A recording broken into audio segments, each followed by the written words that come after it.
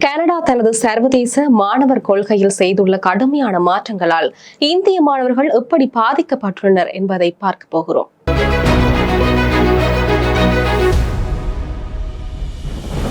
Canada உலகின் மிகவும் பிரபலமான கல்வி இலக்குகளில் ஒன்று. ஆனால் கடந்த 2 ஆண்டுகளில் அந்த நாட்டின் மாணவர் விசா கொள்கையில் பெரிய மாற்றங்கள் நடந்துள்ளன. 2025ஆம் ஆண்டின் தொடக்கத்தில் கனடா அரசு தற்காலிக குடியேற்றங்களை குறைக்கவும், மாணவர் விசா மோசடிகளை கட்டுப்படுத்தவும் சர்வதேச மாணவர் அனுமதி பத்திரங்களின் எண்ணிக்கையை இந்த ஆண்டும் குறைத்திருந்தது. இதன் விளைவாக இந்திய மாணவர்கள் மிகவும் கடுமையாக பாதிக்கப்பட்டுள்ளனர். கனடா சர்வதேச மாணவர்களுக்கு விதித்த கட்டுப்பாடுகள் இந்திய விண்ணப்பதாரர்களை குறிப்பாக கடுமையாக பாதித்துள்ளதாக அரசு தரவுகள் காட்டுகின்றன. ஒரு காலத்தில் இந்திய மாணவர்களுக்கு விருப்பமான இடமாக இருந்த கனடா தற்போது தனது ஈர்ப்பை இழந்து வருகிறது. குடியேற்றத்துறை ராய்டர்ஸுக்கு வழங்கிய தரவுகளின்படி 2025 ஆகஸ்ட் மாதத்தில் கனடாவில் உயர்கல்வி பெற இந்திய மாணவர்கள் அளித்த விண்ணப்பங்களில் சுமார் 74% நிராகரிக்கப்பட்டிருக்கிறது. இது 2023 ஆகஸ்டில் இருந்த 32% ஒப்பிடுகையில் மிகவும் உயர்வாக காணப்படுகிறது. இதற்கு மாறாக மொத்தமாக மாணவர் அனுமதி விண்ணப்பங்களில் 2 மாதங்களிலும் சுமார் 40% மட்டுமே நிராகரிக்கப்பட்டன. 2025 ஆகஸ்டில் சீன மாணவர்களின் 24% விண்ணப்பங்கள் நிராகரிக்கப்பட்டன. இந்திய விண்ணப்பதாரர்களின் எண்ணிக்கையும் குறைந்திருக்கிறது.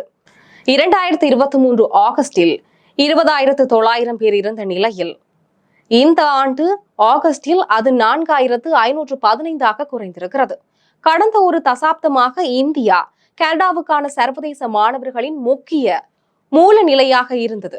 ஆகஸ்ட் மாதத்தில் 1000க்கும் மேற்பட்ட அனுமதி பெற்ற விண்ணப்பதாரர்களை கொண்ட நாடுகளில் இந்தியாவே அதிகமான மறுப்பு விகிதத்தை கொண்டிருக்கிறது. இந்த மாணவர் அனுமதி மறுப்புகள் அதிகரிப்பது கடந்த ஒரு ஆண்டாக பதற்றத்தில் இருந்த கனடா இந்தியா உறவுகள் சீராக்க முயலும் நேரத்தில் நடைபெறுகிறது. 2023 முன்னாள் பிரதமர் ஜஸ்டின் ட்ரூடோ கனடாவின் பிரிட்டிஷ் கொலம்பியா மாநிலம் சர்ரியில் ஒரு கனடியர் படுகொலை செய்யப்பட்டதில் இந்திய அரசாங்கம் சம்பந்தப்பட்டதாக குற்றம் சாட்டினர். இந்தியா அவ்வாறான குற்றச்சாட்டுகளை மீண்டும் மறுத்திருக்கிறது. 2023ஆம் ஆண்டு கனடிய அதிகாரிகள் சுமார் 1550 மாணவர்கள் அனுமதி விண்ணப்பங்கள் போலியான சேர்க்கை கடிதங்களுடன் இணைக்கப்பட்டிருந்ததை கண்டுபிடித்தனர். அவற்றில் பெரும்பாலானவை இந்தியாவில் இருந்தே வந்தவையாகவும் கனடா குடியேற்றத்துறை தெரிவித்தது. கடந்த ஆண்டில் அதன் வலுப்படுத்தப்பட்ட சரிபார்ப்பு அமைப்பு அனைத்து விண்ணப்பங்களிலும் இருந்து 14,000க்கும் மேற்பட்ட போலியான சேர்க்கை கடிதங்களை கண்டறிந்தது.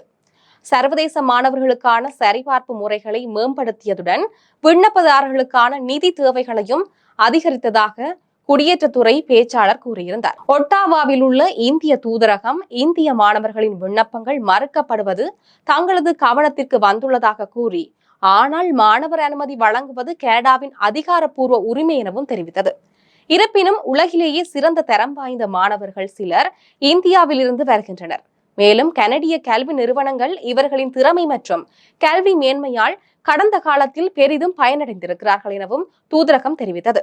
கனடாவின் வெளிவிவகார அமைச்சர் அனிதா ஆனந்த் அக்டோபரில் இந்தியா சென்ற போது ராய்டர்ஸுக்கு அளித்த பேட்டியில், கனடா தனது குடியேற்ற முறைமைக்கான நேர்மையை பாதுகாக்க விரும்புகிறது, ஆனால் இந்திய மாணவர்கள் கனடாவில் தொடர்ந்தும் படிக்க வேண்டும் என்பதையும் விரும்புகிறது என தெரிவித்திருந்தார்.